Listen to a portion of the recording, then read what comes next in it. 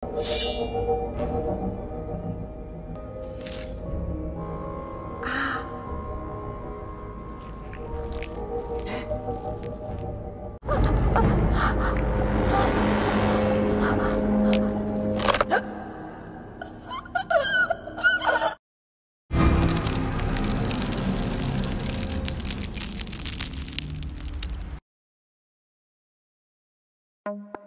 horor Pusaka tayang perdana di bioskop seluruh Indonesia pada Kamis 18 Juli 2024. Film produksi MVP Pictures ini dibintangi oleh Slamet Raharjo, Buki B. Mansur, Sofia Shiren, Susan Sameh, Ajil Dito, Sahila Hisham, dan Coki Anwar. Film Pusaka disutradarai oleh Rizal Mantovani. Bagaimanakah kisah selengkapnya? Hayu, luncur!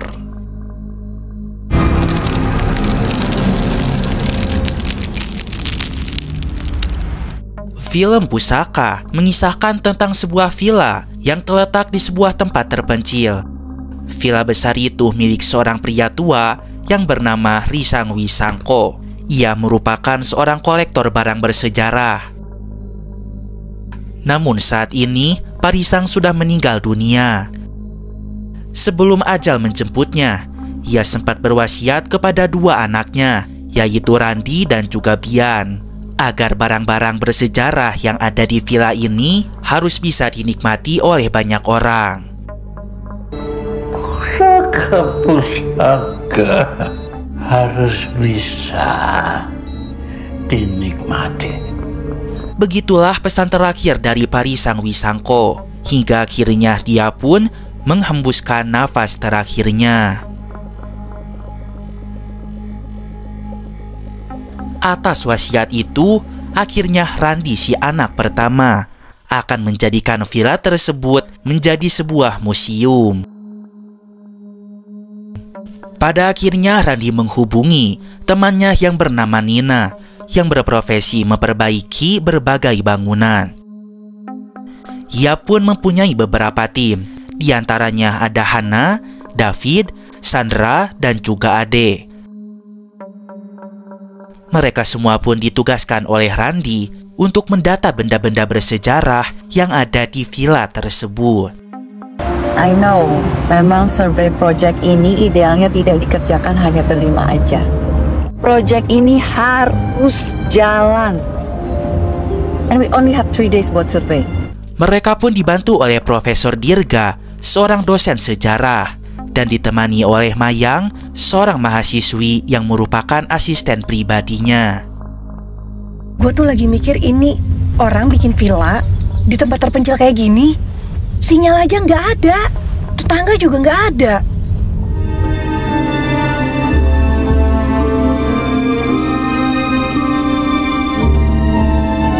Thank you for this project. My pleasure. Setelah mereka semua berkumpul, kemudian mereka pun segera masuk ke dalamnya. Semua orang tampak terpukau dengan berbagai koleksi barang antik milik almarhum Parisang.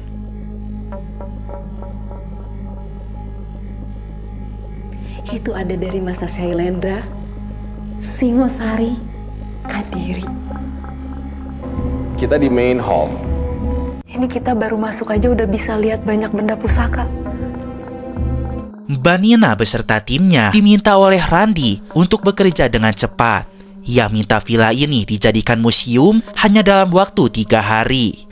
Jika Mbak Nina tidak sanggup, maka Randi akan mencari tim lain untuk mengerjakan proyeknya. Nina akan berusaha mengerjakan proyek ini karena sekarang perusahaannya diambang kebangkrutan. Ia harap dengan proyek ini penghasilannya dapat stabil lagi. Ya tapi kita nggak akan cukup 3 hari, Fit. Mau? Apa sih? Bantu. Sementara itu, Prof. Dirga dan Mayang tengah meneliti benda-benda bersejarah yang ada di sana. Mbak. Mohon benda itu jangan dimainin. Bagaimanapun juga, itu warisan budaya yang harus dihormatin. Warisan budaya.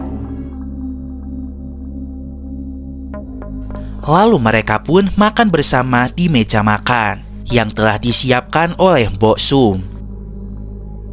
Tetapi setelah itu, Mbok Sum pamit pulang karena pekerjaannya sudah selesai. Ia akan balik lagi ke rumah ini di besok pagi. Besok pagi tolong datang lebih cepet ya, biar bisa siapin sarapan untuk tamu.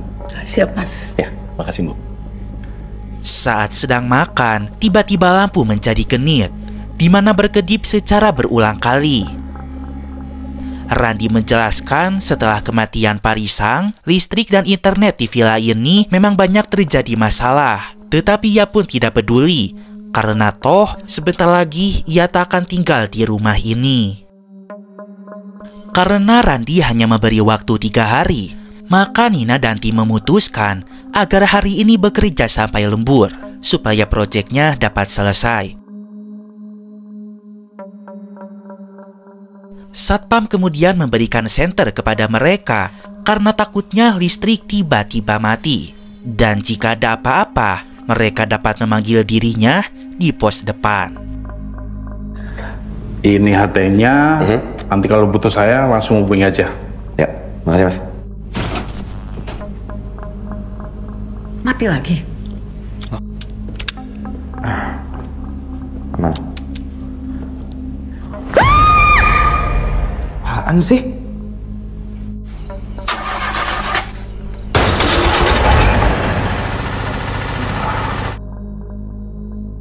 Malam semakin larut, tetapi mereka terus bekerja menyurvei berbagai titik villa ini. Mana yang lebih baik diperbaiki, dibongkar, ataupun dirombak ulang, agar menjadi museum yang nyaman untuk dikunjungi. Keris dan senjata. Ruangan ini mempunyai kelembapan yang bisa mengurangi pengkaratan. Namun salah satu dari mereka, yaitu Sandra, selalu berbuat onar, di mana ia kerap membuli Hana yang baru saja bercerai dengan suaminya. Alasan Hana dibuli karena pernikahannya yang hanya berumur 3 bulan saja. Selain itu, saat di sidang perceraian, mantan suami Hana mengancam akan menyebarkan video syur mereka. Karena Hana terus dibully, akhirnya David tidak terima. Diam-diam ternyata David suka kepada Hana, walaupun Hana adalah mantan istri orang lain. Ia pun menghadapi Sandra dengan mulutnya yang lemes itu. Fit, Tai. apa lu bilang? Mulut lu kayak tai. Gila lu ya? Gila-gilanya lu ngomong kasar. Sih? Dan kemudian mereka pun bertengkar hingga dorong-dorongan. Lalu David tidak sengaja menyenggol sebuah buku yang ada di rak kayu, di mana ternyata itu adalah tuas untuk membuka pintu rahasia menuju ruang bawah tanah. Apa-apa? Hah? Keramik. Gak usah pegang-pegang.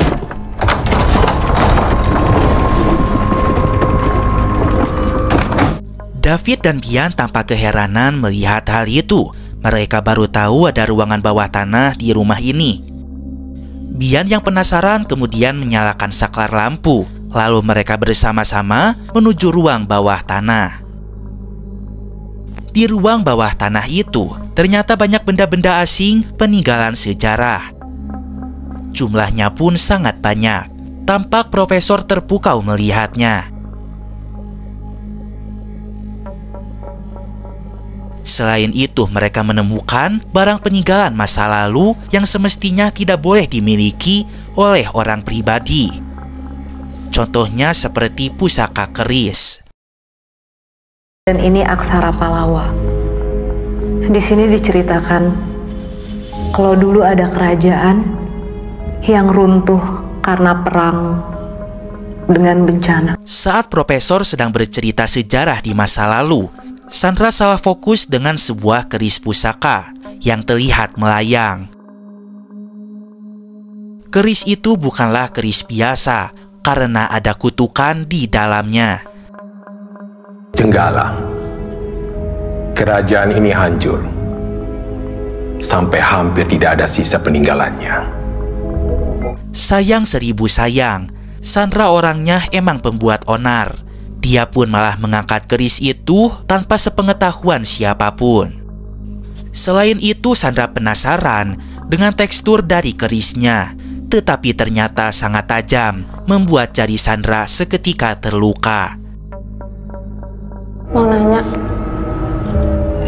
pusaka tuh ada penunggunya? Dek, jangan mulai deh. Nahas kutukan keris itu seketika masuk ke dalam darahnya Sandra. Hingga akhirnya tubuh Sandra terjangkit oleh kutukan itu. Sandra mulai bereaksi. Ia merasakan ada yang salah pada tubuhnya.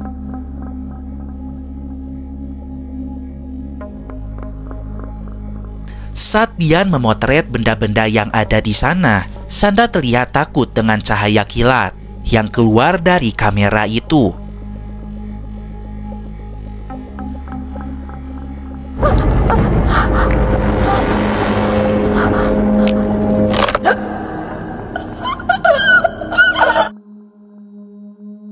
Kemudian mereka semua sadar ada yang aneh dengan Sandra. Agar samarot sahadik daya. Tiba-tiba Sandra muntah darah yang berwarna hitam pekat. Kemudian ia terlihat seperti tidak sadar diri. Sandra, are you okay? Lalu Sandra berubah menjadi mengerikan. Dia menyerang semua orang yang ada di dekatnya. Saat itu lampu mati. Mbak. Dek, ayo.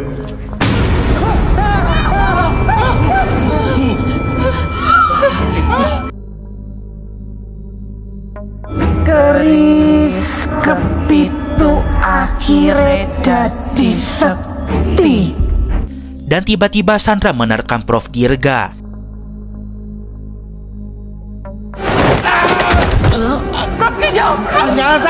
Secara mengejutkan, tiba-tiba Sandra menusuk perut Profesor dengan keris tersebut. Lalu tubuhnya pun dibanting.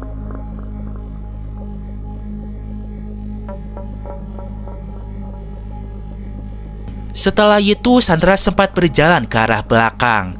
Pada momen tersebut, mereka pun memanfaatkannya untuk kabur dari ruang bawah tanah. Tetapi Sandra sadar mereka berusaha kabur, sehingga ia berlari mengejar mereka.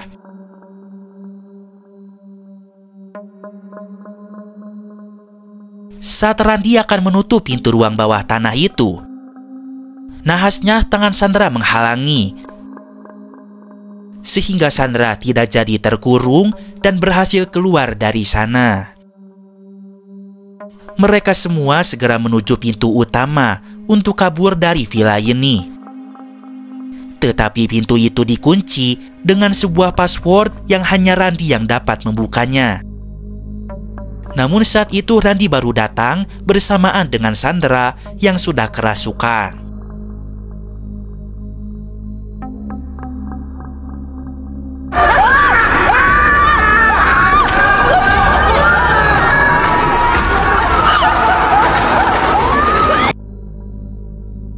Sandra seketika menyerang Nina yang ada di dekat pintu, membuat kunci tersebut menjadi rusak, sehingga mereka akan kesulitan untuk keluar dari rumah ini.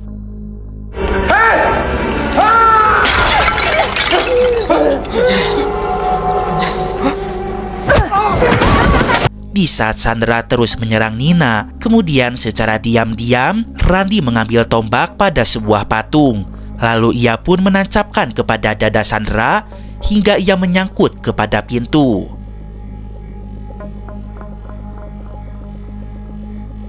Kemudian mereka semua pun berpencar, berusaha bersembunyi di tempat yang aman untuk melindungi diri.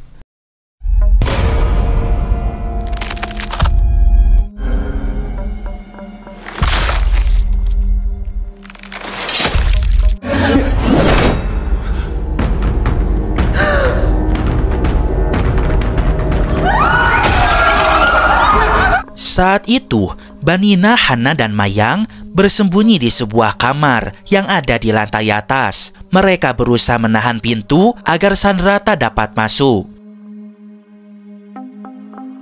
Di sisi lain, David sedang menutup luka tusuk di perut Profesor Dirga supaya menghambat terjadinya pendarahan. Tetapi tidak lama terdengar pintu dapur terbuka. Tiba-tiba Sandra sudah ada di sana. Ia sedang melayang di atap sudut ruangan.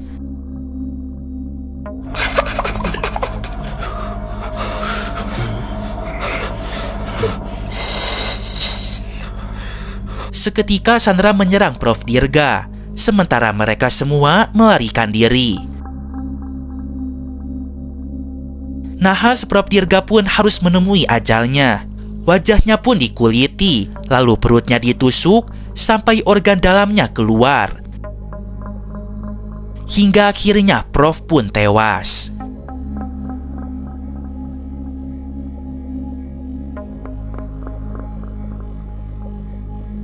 Setelah itu, keris tersebut yang semulanya lurus seketika berubah menjadi bengkok. Diam-diam, Ade sembunyi di dapur juga. Namun ia aman karena ada di atas lemari. Ade teringat Satpam pernah memberikan HT kepada Randi, dan HT itu diletakkan di ruang tamu. Saat merasa situasi aman, Ade lalu menuju ruang tamu untuk mengambil HT-nya. Ia ingin minta bantuan kepada Satpam. Di sisi lain, Satpam itu baru saja selesai memperbaiki generator listrik. Lalu tidak lama, ia mendapatkan notifikasi HT. Namun suara HT itu tidak jelas. Maka dari itulah Satpam akan masuk ke dalam rumah mengecek keadaan. Namun Satpam terkejut karena pintu tersebut tidak bisa diakses dengan password kode. Akhirnya ia membuka pintu itu dengan kunci manual. Satpam itu melihat suasana rumah sangat sepi.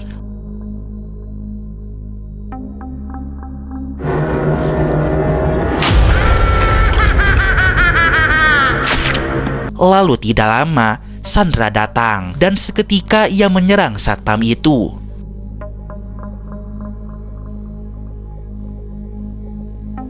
Setelah Satpam tewas, keris itu pun melengkung lagi.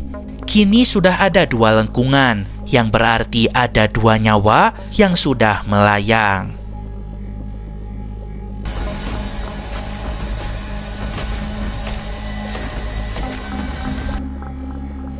Mbak Ana, Mayang, dan Hana keluar dari persembunyiannya. Seketika mereka dikejutkan dengan kelapa Satpam yang menggelinding. Kemudian mereka bertiga berhadapan dengan sosok Sandra.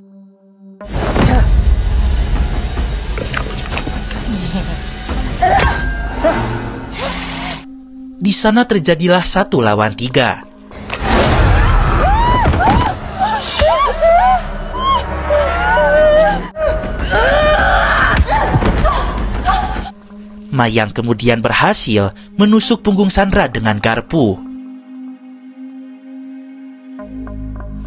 Namun garpu itu malah ditusukkan lagi ke perut Mbak Ana. Sementara di sisi lain, David bersembunyi di gudang bersama Randi dan juga Bian. Ia pun mendengar jeritan Hana sehingga keluar dari persembunyiannya. Saat Sandra akan menyerang mereka bertiga, untung David datang dari arah belakang, lalu memukul Sandra dengan sebuah bangku. Secara bersama-sama mereka pun mendorong meja menjepit tubuh Sandra. Akan tetapi, tenaga Sandra sangatlah kuat. David menyuruh satu persatu dari mereka untuk pergi dari tempat ini. Nanti ia akan menyusul. Di sisi lain, Hana membawa Mbak Ana yang terluka ke lantai atas lagi. Mereka sembunyi di kamar. Sementara itu, David, Mayang, Randi, dan Bian bersembunyi di ruang bawah tanah.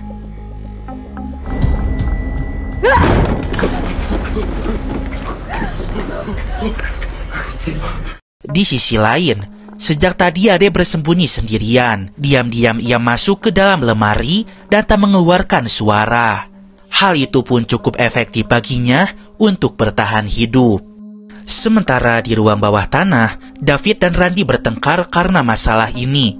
Namun Randy tidak mengetahui sama sekali tentang keris pusaka itu.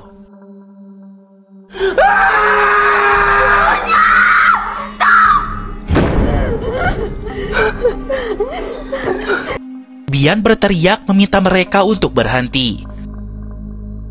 Lalu Mayang mulai mencari tahu asal-usul dari pusaka itu dengan petunjuk dari berbagai barang antik yang ada di sana. Tidak lama dari itu, mereka pun menemukan jurnal milik Parisang Wisangko. Akhirnya pada jurnal itu dijelaskan, di zaman dulu, keris itu dibuat oleh seorang empu atas perintah raja. Namun setelah keris jadi, empu itu malah langsung dibunuh. Sehingga keris itu menjadi keramat. Oleh sebab itulah keris itu pun tidak boleh dimiliki oleh siapapun. Tetapi entah mengapa Parisang mendapatkannya. Konon orang yang memiliki keris tersebut akan berubah menjadi mengerikan, di mana dirinya akan sangat haus dengan darah. Keris itu selalu butuh tumbal, yaitu 7 nyawa. Jadi keris yang semulanya lurus akan melengkung menjadi 7. Setelah itu keris pun akan lurus kembali. Dan beberapa waktu yang lalu, rumah ini pun sempat kerampokan. Namun mereka semua tewas akibat keris itu. Dan Randy baru ingat rampoknya ada 7. Berarti maling-maling itu menjadi tumbal keris bapaknya, Parisang Wisangko. Dulu pas ada pencurian di rumah ini, kalau nggak salah ada 7 orang yang mati. Sementara di sisi lain, Sandra berhasil mendobrak pintu kamar di lantai atas. Mbak Ana dan Hana sudah bersembunyi di bawah kasur.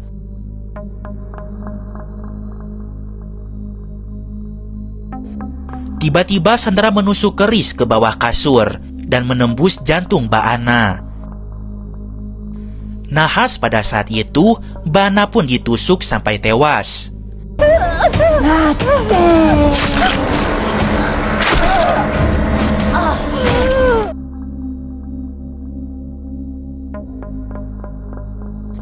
Dan seketika lengkungan keris bertambah menjadi 3. Semua teror ini tak akan berhenti selur sampai kerisnya melengkung menjadi 7. David kemudian datang berusaha membantu Hana. Lebur nyawamu, lebur jadiamu.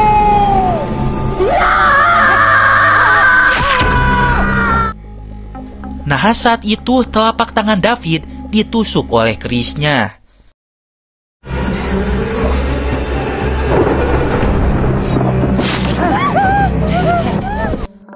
Saat itu tangan Bian terkena sayatan saat berusaha menggapai kerisnya. Mereka semua pun bekerja sama hingga Sandra dapat dilumpuhkan. Hana memukul kaki Sandra sampai tulangnya patah. Ketika Sandra tak berdaya, mereka semua pun segera bergegas menuju ke lantai bawah. Randy berusaha memperbaiki pintunya agar mereka dapat kabur. Sementara Hana yang menutup luka David yang terlihat parah. Namun ternyata nyawa Sandra ada 9, sudah mirip seperti kucing. Sandra bangkit walau berjalan dengan pincang.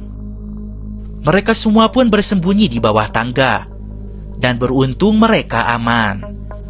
Sementara itu, Sandra mengejar Randy dan juga Ade yang bersembunyi di dalam lemari. Kita ngapain di sini, Mas? Mereka pun berlari ke arah gudang. Saat itu Randy sempat terhadang, lalu lehernya sedikit tersayat. Tetapi beruntung, ia berhasil masuk ke dalam gudang juga. Di saat itu Randi marah karena Ade meninggalkannya, bahkan tidak membantunya dari serangan Sandra.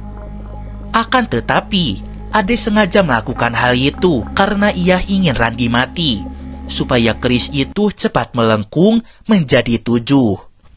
Sejak dulu Ade tidak suka dengan anak orang kaya raya yang bisanya hanya minta-minta. Sementara dirinya sejak kecil harus berusaha untuk menginginkan sesuatu. Ade berharap Randi dan adiknya Bian akan mati malam ini. Gue ini orang finance, Mas. Kerjaannya tiap hari ngitung duit orang kayak lu. Dari dulu, gue emang gak suka orang kayak lu. Dari kecil lu sama adik lu udah kaya. Mendengar hal itu Randi murka, lalu ia memukul kelapa Ade sampai pecah sulur.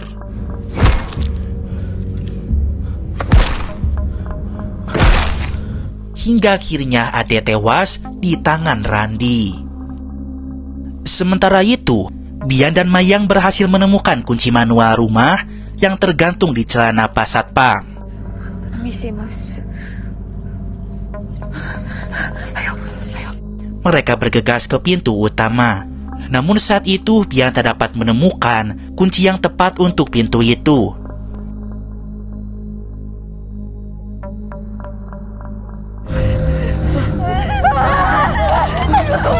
Cepat, Bian! Cepat, Bian! Ayo, cepetan, Bian! Sementara Sandra sedang berjalan dengan pincang dari arah belakang. Beruntung Bian berhasil membuka pintunya sehingga mereka semua dapat kabur.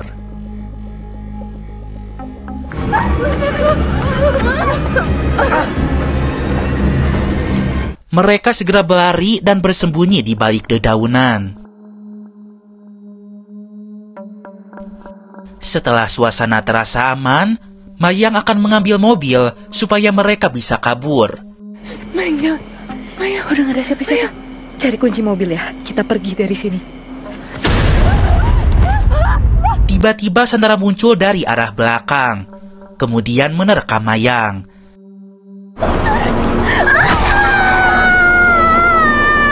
Saat itu paha Mayang pun ditusuk oleh kerisnya.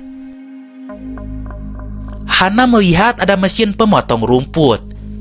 Ia segera mengambilnya lalu menyerang kepala Sandra.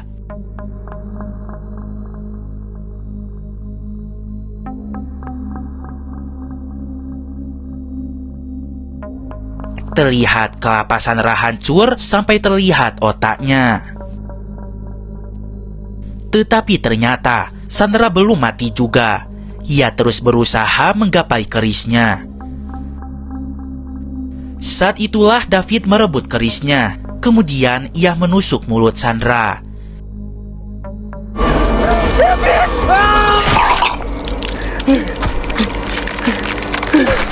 Hingga pada akhirnya Sandra benar-benar tewas. Kemudian lengkungan keris itu pun bertambah menjadi 4. Namun nahas, kutukan yang selama ini ada di tubuh Sandra seketika beralih ke tubuh David. Karena David adalah orang yang lebih awal terkena tusukan keris keramat itu. Tiba-tiba David kerasukan, lalu menusuk Mayang sampai tewas. Dan keris itu pun sudah melengkung menjadi 6. Bian segera menutup pintu utama agar David tak bisa masuk. Dan sekarang yang tersisa hanyalah Randi, Bian, dan juga Hana.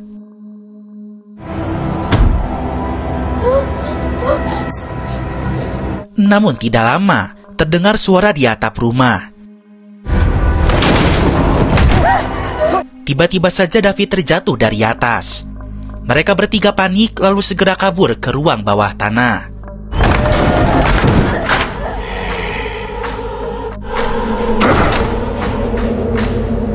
Teror ini belum berhenti karena baru ada 6 korban, yaitu Prof. Dirga, Pak Satpam, Mbak Ana, Ade, Sandra, dan juga Mayang.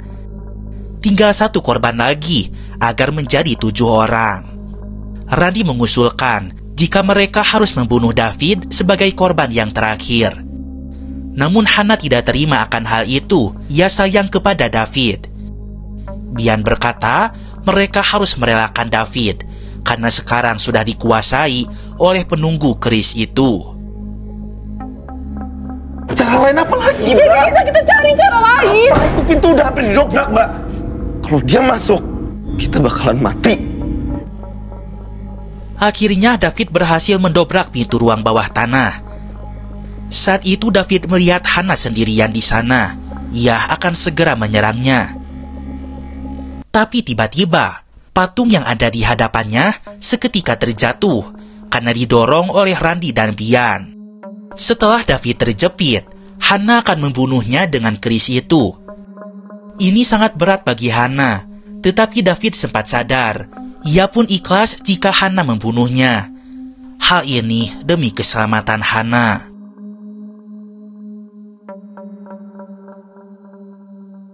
Pada akhirnya Hannah pun menusuk David dengan keris itu sampai David tewas.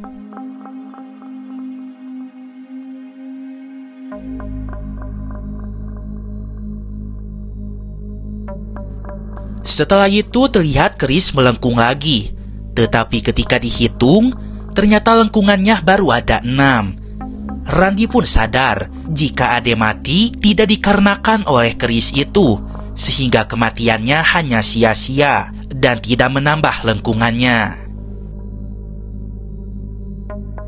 Sekarang tersisa mereka bertiga, dan salah satu dari mereka harus ada yang mati, ditusuk oleh keris itu supaya lengkungannya menjadi ada 7. Namun tiba-tiba kutukan merasuki Bian karena ia orang kedua yang terkena sayatan keris itu. Kita pulang.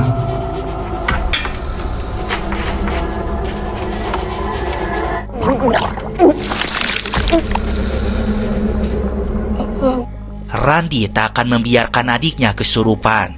Ia berusaha keras menusuk Hannah dengan keris tersebut supaya kutukan itu segera hilang.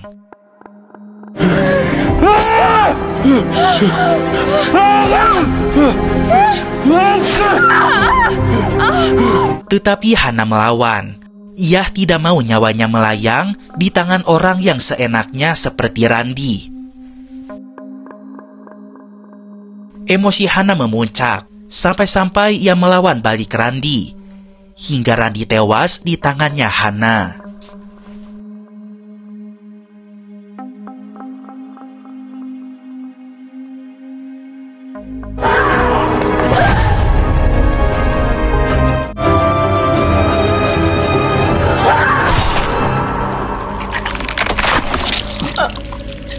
Namun sayang, Randy tewas tidak dikarenakan keris itu, sehingga hal itu tidak menambah lengkungannya.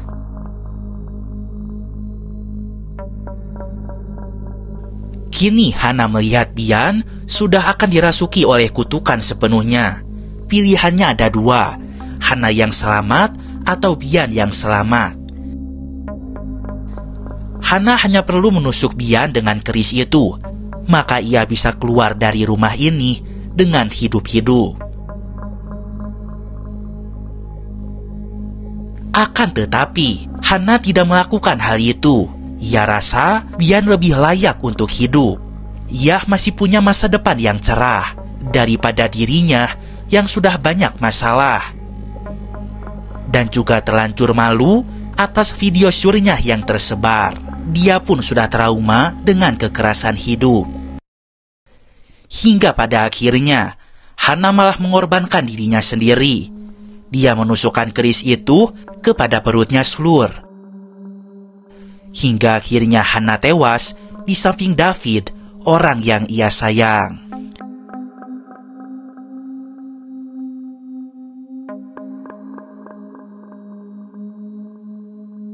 Kemudian lengkungan keris itu pun sudah ada 7, sehingga kutukannya menjadi hilang.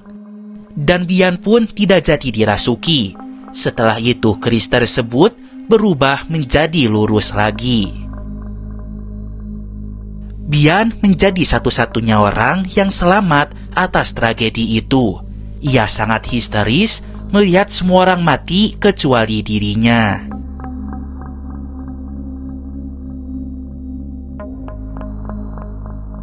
Pada keesokan harinya, Bosum datang lagi ke rumah untuk bekerja.